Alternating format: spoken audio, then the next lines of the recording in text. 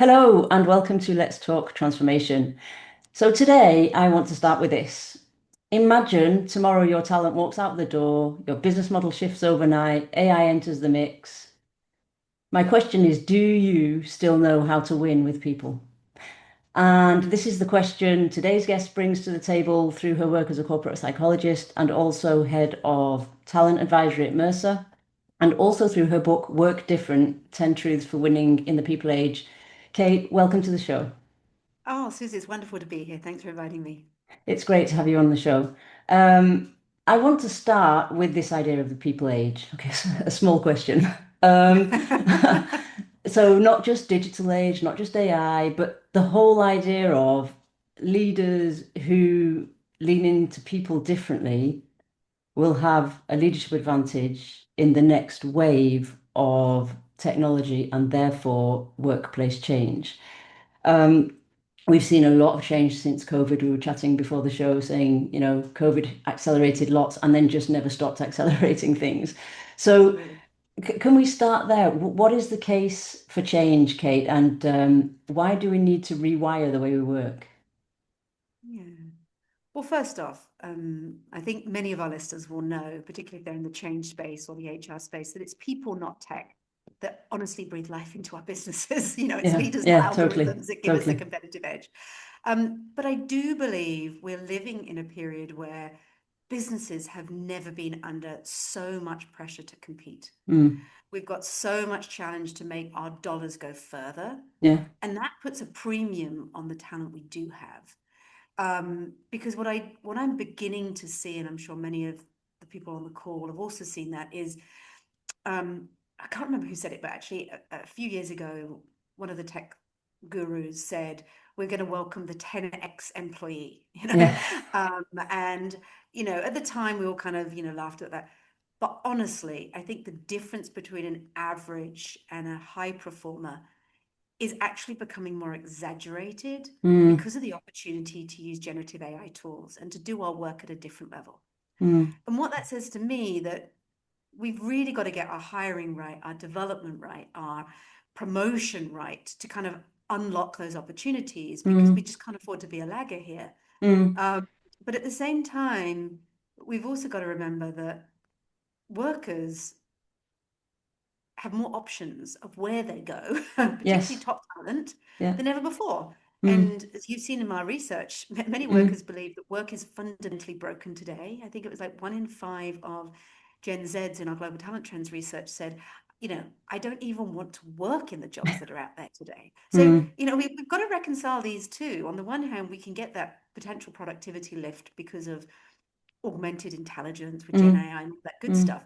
But if we don't fix what's not working about broken about work, we're not going to unlock those opportunities. We were just talking about 2 seconds ago about some recent research Mercer did yeah, on AI adoption. mm, And in that, we found that the closer people get to AI, the more nervous they get. We're calling it the proximity paradox. And the reason why it's a paradox is that's the opposite of what I've seen in our research in the past. In the past, new technology comes in and people are all fearful about it, it'll change my jobs. And then they get used to it and then mm, they get comfortable with it. And so yeah, actually, the more exposure you get, the lower the anxiety levels. We're seeing the mm, opposite. We're seeing that people think so. If you've got a workforce that are worried about losing their jobs, mm, they're nervous about using AI, mm, uh, they're not going to be innovating, they're not going to be stepping into the future. And mm, today we have to understand what humans fundamentally want if we're going to unlock this new mm, cognitive era that's going to mm, amplify their intelligence. And that's tricky because mm. doing it the way we've always done it is not going to cut it. I know, we've always said that, and it's one of those things that you see on the walls of organizations, but that isn't necessarily operationalized or not understood. It is understood, but it's not put into practice. And I think I love the proximity paradox. Um, the idea of it's essentially a human paradox, though, isn't it? Because where we were reassured beforehand that this tool wouldn't take our job and that we can just take Mm. time to get to know it, to find out how we're going to work with it, what's in it for me. I think generative AI, we're not getting that reassurance from generative AI because it evolves all the time. And for me, it's evolving in a paradigm that we are struggling with already as humans, which is moving from knowing to learning. So, what is AI doing?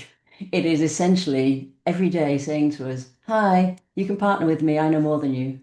Now, if you're still stuck in a paradigm where knowing is more important than learning, and that feeds your status and your identity in the organization, I think it's really important to look at this reaction that we're having to AI, which is completely sort of schizophrenic. One day we have to use it, sort of FOMO, let's do a strategy, and the next day is I'm scared of the algorithm and I don't want to put my data in there. And this is where I loved all the 10 truths in your book, because I know it wasn't written yesterday, but they're still super relevant as we were discussing before, because human change takes a longer time than that, doesn't it? But if I look at your truths are essentially about shifts, the paradigm shifts, mindset shifts. And, the first one, to pick up on what you were saying about talent expectations of the workplace today, which is broken, and I think it feels broken. It's not comfortable, it's overwhelming, but there are loads of opportunities. So if I look at the first one, if you talk about being shifting from being an employee to being a contributor. And for me, this is really important because being a contributor means that you feel you have agency in whatever system you are working in. So, if you had to pick one question that a leader should be asking themselves daily to make this shift, because when we're tired, we have to deliver, we're under pressure, we've just moved to a new country or something like that. Um, you know, we go back to our natural ways of thinking and doing, don't we? So what would be one question for you that a leader could ask themselves to shift from employee to contributor mindset? Wow, you've shared a lot there. Just before I answer that question, I might just go back to that point you said there about, kind of being moving from being a know-it-all to a learn-it-all. Yeah. I think you made that connection between identity and status. Mm, And I don't think we talk enough about that. As a no. psychologist, Yeah. so much of identity and status is locked into the job that we do today, the Totally. expertise that we wield, Mm, how we control information. And a mm, lot of that worked in more hierarchical organizations and doesn't work in the flat organizations today. The chapter on Goodbye Employees, Hello Contributors talks about that shift yes. because I've had the privilege over the last 10 years to lead Mercer's talent trends research. And so I get Mm, to see employee data year over year. And you know, you don't always see big shifts mm, in what people want. But straight after COVID, I saw one of the most dramatic shifts. And it was really this probably fueled by the younger generation, but I saw it across all generations, is that they wanted to be respected for the skills they brought to the table on day one. mm. Yeah. They Yeah. didn't Yeah. want to shift their, have work-life balance. They wanted, lifestyle integration. They didn't want to kind of climb that ladder, do their time, keep their head down, fit in with the values of the company, Mm, which we did a lot of work around.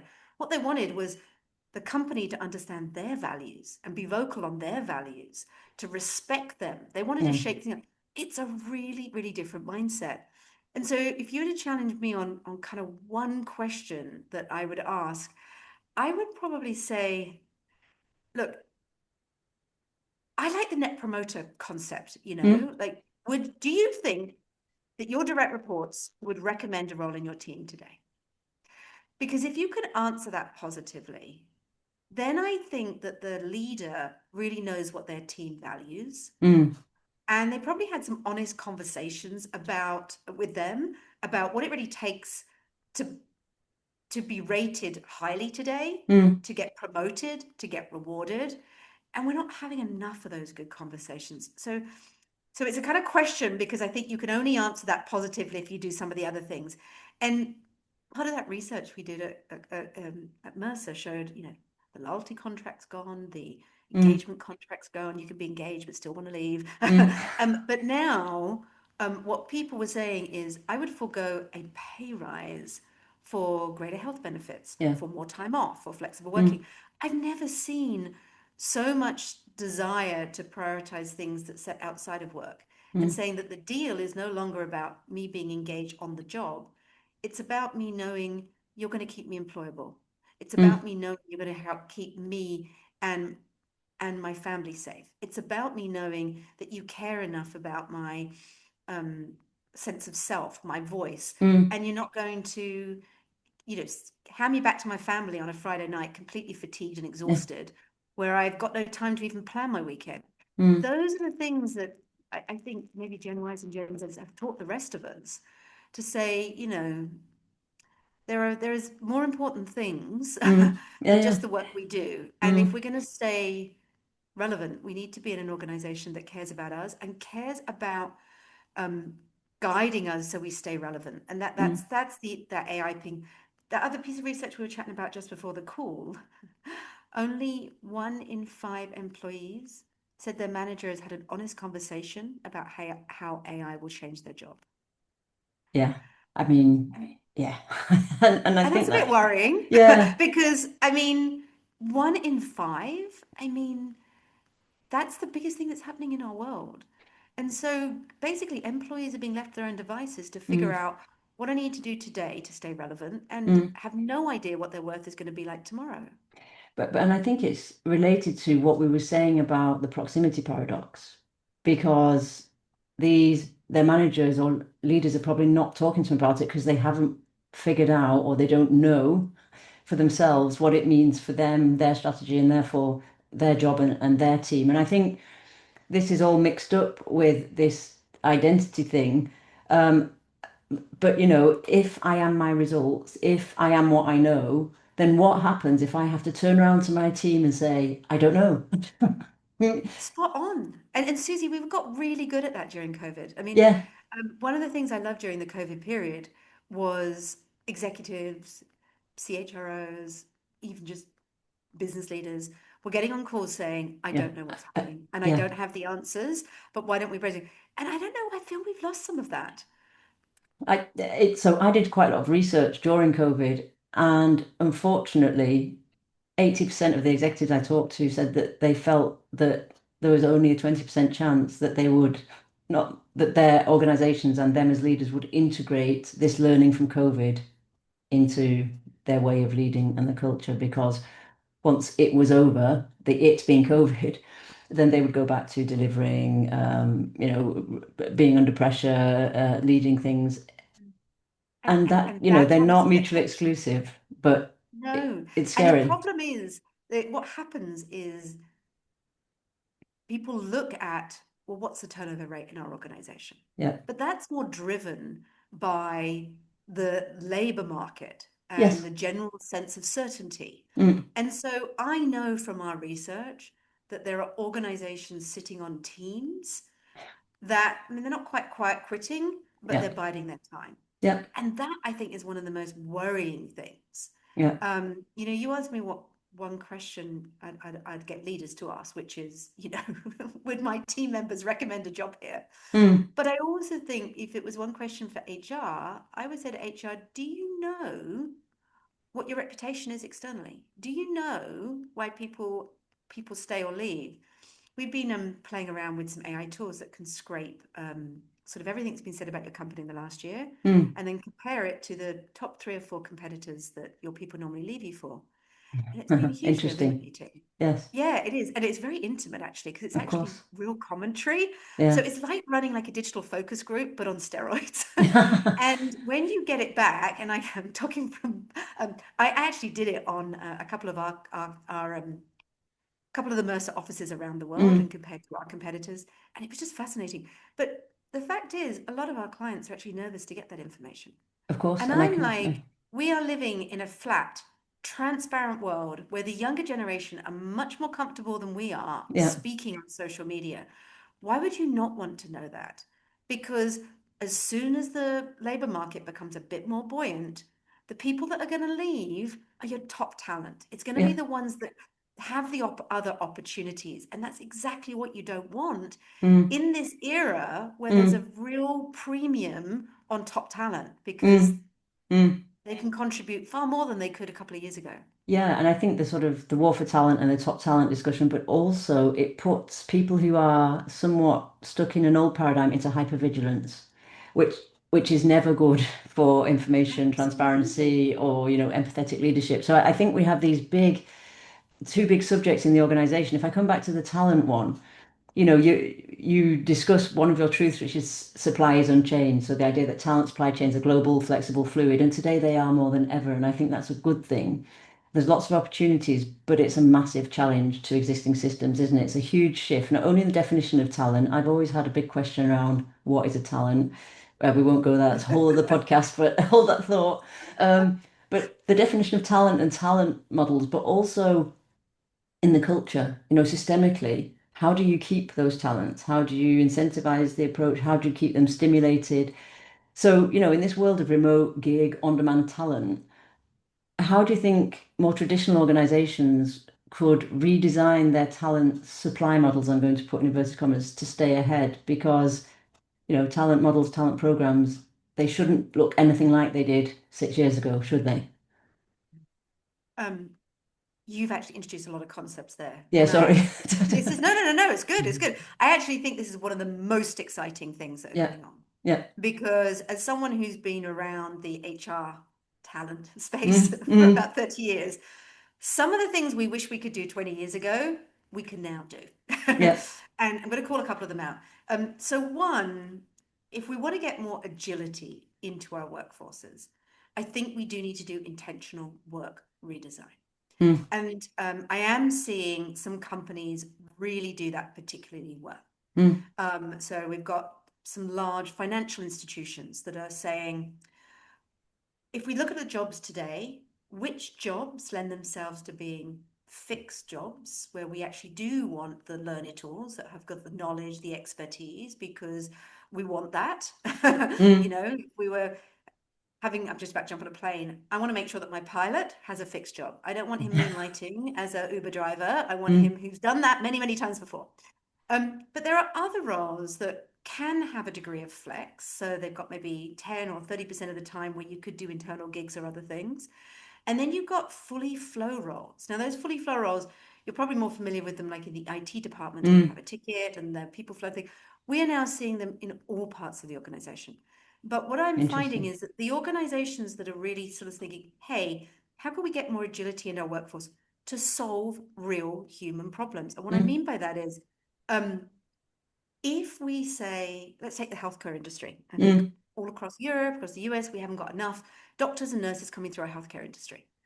So let's redesign work to take advantage of AI and solve real supply gaps that we've got. mm, So what you can do is you can take the role of the nurse, for example, and say, what tasks can we do better now that we've got AI? mm. And there is quite a lot of note taking and recording and things like that that we can definitely do, which takes some tasks off that. What tasks really aren't actually requiring a nursing qualification? So auxiliary staff can do them. And Mm, maybe if we can cluster them differently, we can tap into some contingent workers that are not based here, so we can get lower cost economy talent. And then we can start to reconfigure those roles so that actually we could have someone more junior do them, so we could take advantage of junification. mm, And so this sort of work redesign, where you redesign work not just to get more productivity, which has mm, been the trending mm, narrative, but we get it to make jobs more interesting to attract more nurses. mm, We make them easier for younger people to do. We take elements of the job above so that they can move into more senior roles quicker. mm, Then we start to solve the hiring challenge, the supply challenge, the learning challenge. And that for me is some of the most exciting things. So that's on the mm, kind of the work design piece. And there are AI tools that help you do that. mm. Secondly, I think you're absolutely right. We are beginning to challenge ourselves to say, does all this work need to be done locally? Yeah. Can we start to look in a more healthy way about labor arbitrage and Mm, offshoring and rightshoring, and making good use of our global capacity centers or service centers? And that's also been really interesting. But also some of those teams know your business from the inside out. So they're mm, actually very good to look at where AI can kind of come in. And then you get to leaders. If you agree with everything you and I have just been talking about, leaders then need to work across multiple boundaries. They need to work across temporal and digital boundaries, because mm, you've got remote workers, you've got people working asynchronously. They need to work across boundaries of multiple generations, because you're probably going to have more younger talent coming in and doing some of that work, but you also want to have some older talent that might be on some more kind of flex arrangements. mm. And then you also need to work through boundaries of cultural Yeah, boundaries yeah, yeah. or behavioral boundaries. And that's way more complex than five Mm, years ago. mm, And so we're going to need leaders that really are up to the challenge, Yeah. that can manage paradoxes, are very good at market sensing, but people sensing, have a global mindset, Yeah. because however you cut it, this Yeah. world is much more diverse. Yeah. And you and I were just talking before the call, not everybody wants to have the conversation around diversity and inclusion, No. but if you want to solve your business challenges through your people, you have to. Yes. So Yeah. there's a lot going on. And then back to that last point you mentioned with kind of the reward, AI is also allowing us to be more personalized in terms of what jobs Mm. might suit better personality types, Yeah. and can we reward people in more interesting ways that get them excited, because we actually Mm. value different things. That was a pipe dream a few years ago. Now we have AI tools nudging us and making recommendations on that. Mm. So that's very exciting.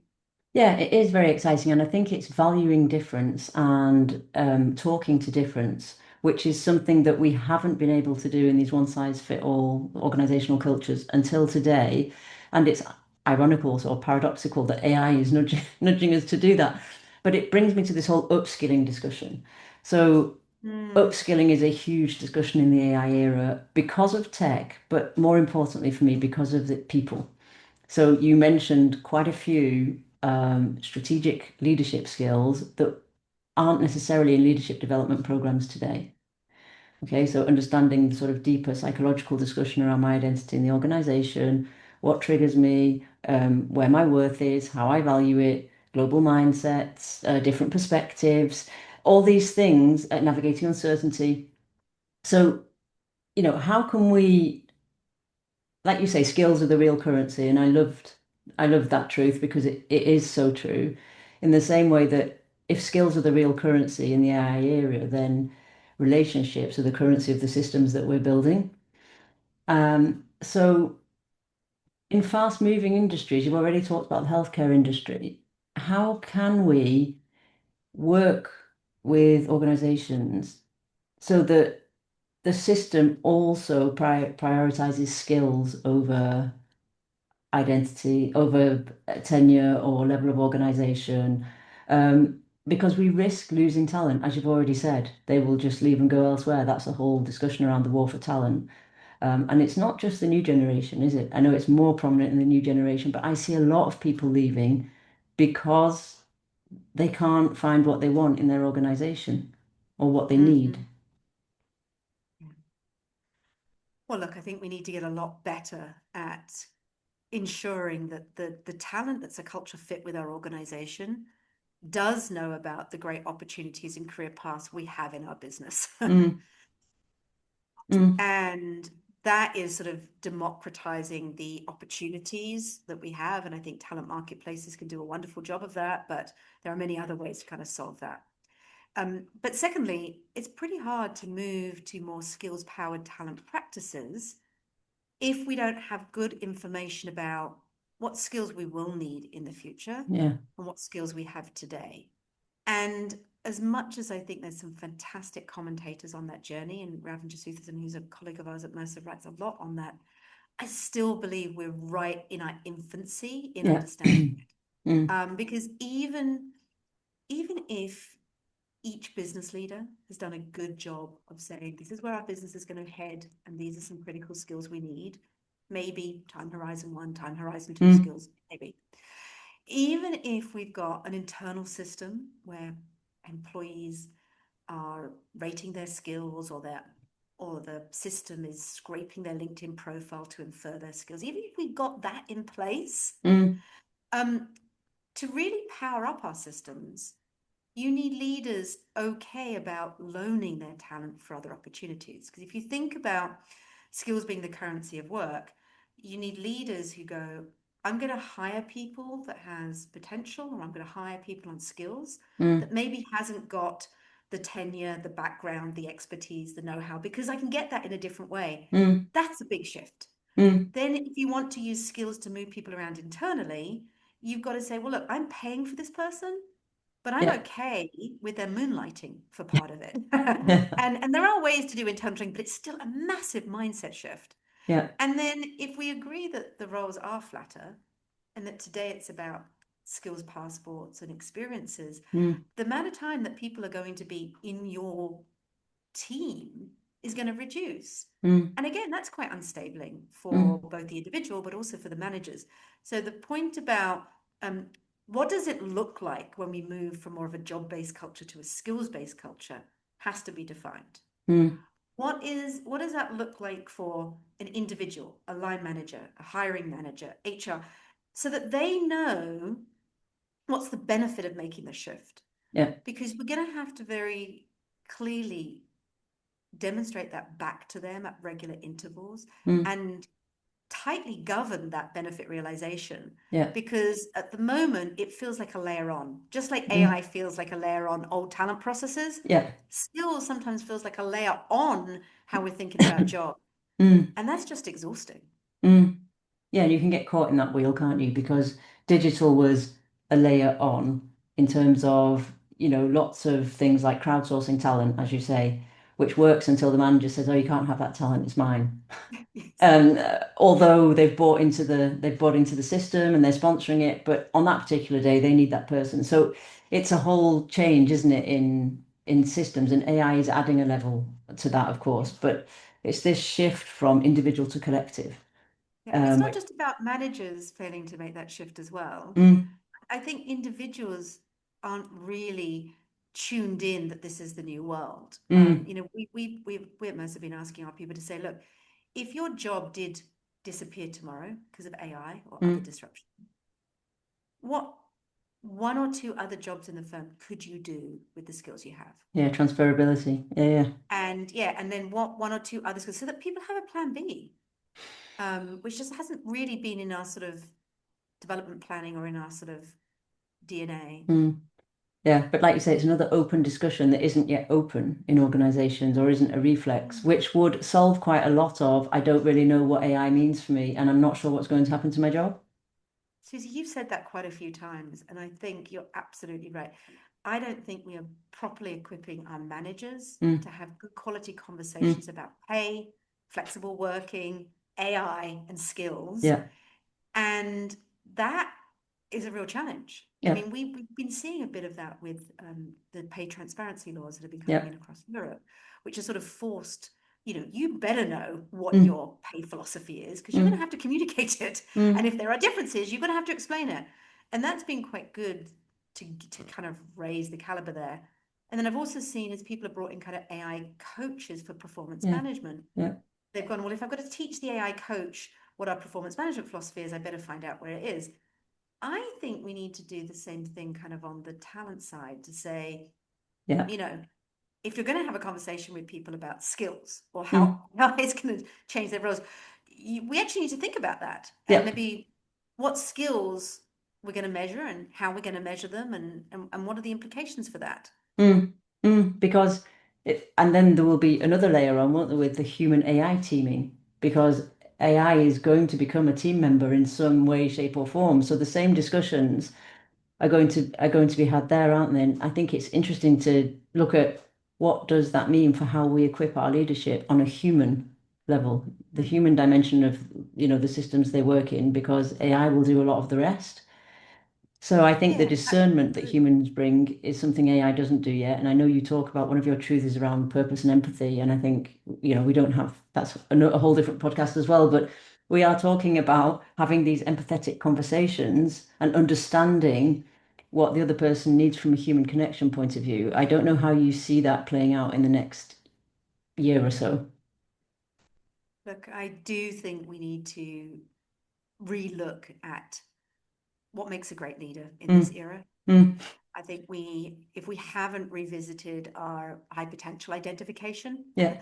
in the last couple of years, it's probably out of step because it's easier to bring about some of these changes when we get the right leaders and the right Mm, champions into roles. So I'm going to mm, say that that's probably the first thing to do. mm, You know, um, I also think we just need better insights, insights about what work really creates value. And that's back to that kind of sort of work design, yeah. asking our people, you know, if you had the opportunity to redesign work in this department, how would you do it Mm, differently? mm, Or if you could get rid of 2 or 3 meetings or process things, what would you get ready? That gets them thinking about work needs to look different in the future now that we've got AI, and gets them thinking about efficiency as Mm, well, because I think mm, otherwise just add and add and add. yes. And then I think on the human skills side,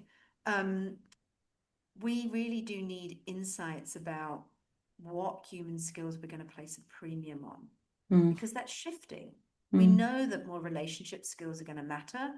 We know that probably some very high-end domain skills is going to be important. mm, But if we're not defining them, it's pretty hard for our people to figure out where to go next and how to mm, build that. mm, And I don't know if this is where you were going earlier. A lot of the skills you and I have been talking about in this podcast, they're not things you can learn, with an online learning module no, in your exactly. Yeah, 15 minutes between calls or at the yeah, end of your workday. yeah, So if yeah. we aren't thinking about um, building skills in the flow of work, Mm, and maybe documenting those skills in the flow of work so that we are skilling, learning, taking time off in a much more fluid way mm, than in the past, where we used to train, then mm. we worked, then we retired. If Yes, we yeah, don't yeah. crack that, we're just going to be too slow. Mm, And so much of our talent processes today anchor us in the past. They anchor us on sort of HR once a year timelines. yeah, which is, And yeah. it's a lot of effort for not very much return, Mm, if you mm. think about it through an EX lens and Yeah, how people are talking about your business. yeah, yes, and it's just not fit for purpose, is it, in terms of how fast the talent flows move today, both in your organization but also outside your organization. I mean, if you had to pick one bold vow that a leader should make around talent that they should commit to today that will still matter in the next 2 or 3 years, what would it be? Mm. Um,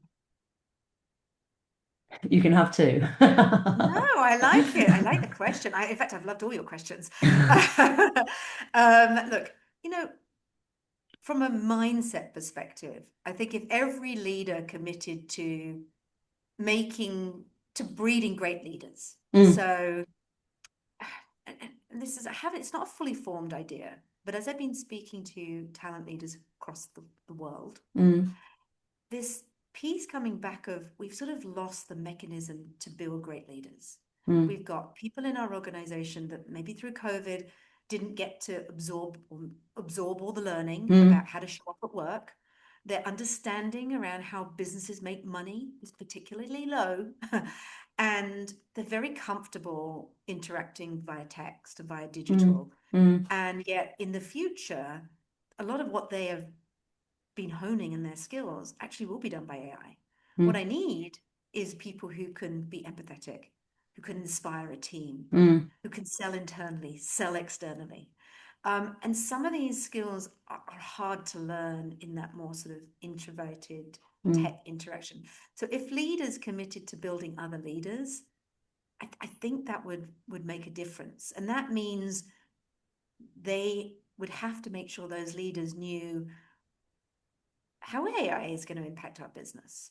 Mm, How what is our pay and promotion philosophy, and how that will impact your career or your direct reports career.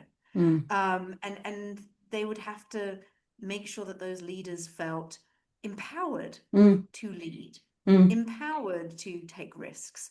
I think maybe that's a mindset that, if your role is to develop leaders and export leaders around your business, we might start to get ourselves back on the right path.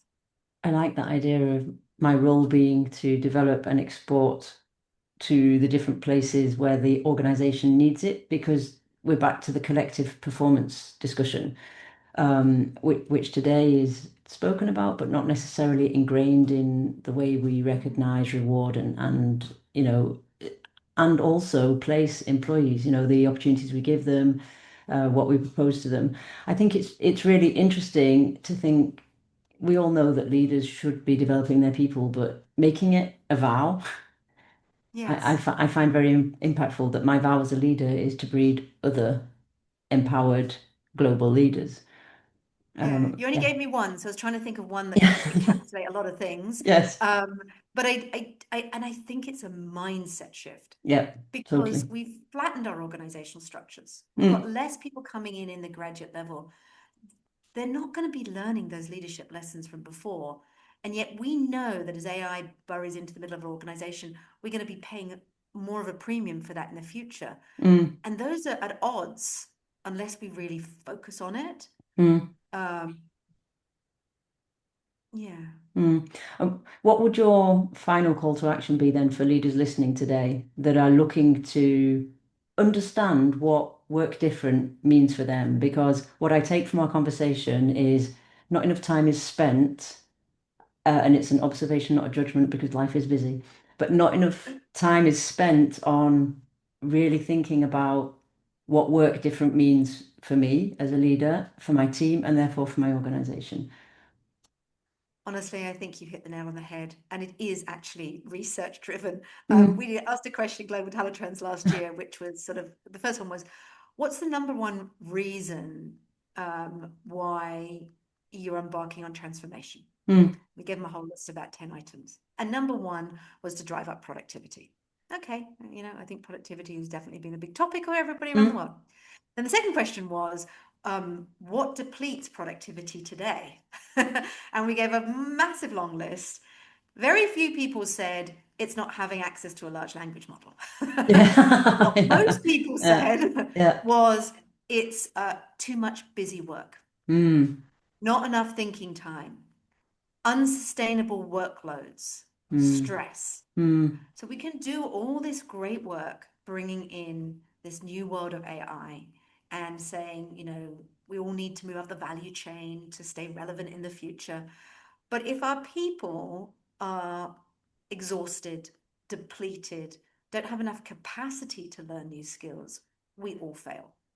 And so I think when we think about the productivity equation, it isn't just how productivity will change with AI, it's how might we need to redesign work and rethink the leaders that lead our people so that we can build more sustainable businesses. Because if Mm. it's not sustainable and we don't have healthy people, Mm. anything we're doing is just a short-term return. And I know we didn't get onto the topic of how do you build a sustainable No. organization today, but the health piece is part of that discussion because one, young people want to contribute to a firm that they think is doing more than just bottom line returns. Mm. They want to stay with a firm that they think that they can remain healthy at that firm. Mm. And we get the best out of our people when they have enough time to step back and contribute to the change we're seeing. Mm. So I'm going to leave our leaders with that. And unfortunately, we didn't get to that discussion, which is super important about the sustainability and creating conditions for people to thrive, which is also part of a leader's remit, isn't it? So I'm going to leave our listeners with that. Kate, thank you so much for coming and sharing your Our pleasure. research, your insights, and the work from your book. Where can people find out more about you, Kate, and what you do? Yes. Kate Bravery, I head up talent advisory at Mercer. You can find me on LinkedIn. So please reach out. Happy to carry on some of this dialogue via LinkedIn as well. And I had the opportunity to write the book with two amazing colleagues. So Kai Anderson and Ilya Bonik as well. They also share their wisdom about how the world of work is changing. So do check out the book. It's all of the main book outlets. And I also have a podcast myself on the new shape of work. So yeah, if you get a chance to listen in, please do. Excellent. Thank you so much. I will put all those links in the show notes, and I would invite people to go and not only read the book, but start thinking about those truths and what it means for them. Thank you, Kate. Thanks for a great conversation. Oh, fabulous. It's been nice to be on here today. Thanks, Susie. Pleasure.